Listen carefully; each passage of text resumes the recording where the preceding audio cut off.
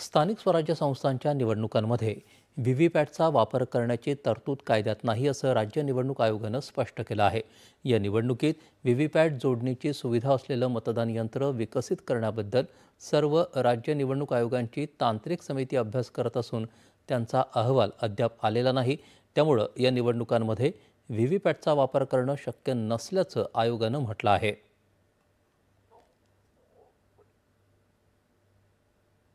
निवडणुकांमध्ये पारदर्शकता आणि अचूकता राखण्यासाठी मतदार याद्यांमधल्या संभाव्य दुबार नावांची तपासणी करून ती वगळावी असे निर्देश आयोगानं संबंधित अधिकाऱ्यांना दिले आहेत.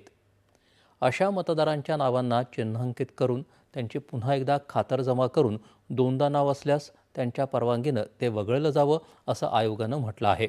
दरम्यान नागरिकांच्या मतदार यादी संदर्भातल्या कोणत्याही तक्रारी असल्यास त्यांचं निवारण करण्यासाठी केंद्रीय निवडणूक आयोगानं राष्ट्रीय मतदार हेल्पलाईन आणि 36 राज्य आणि जिल्ह्यांसाठी वेगवेगळ्या हेल्पलाईन्स जारी केल्या आहेत. मतदार 1800 11 1950 या क्रमांकावरून आपल्या शंका आणि तक्रारी विचारू शकतील असं आयोगानं म्हटलं आहे. शेतकरी कर्जमाफीच्या प्रमुख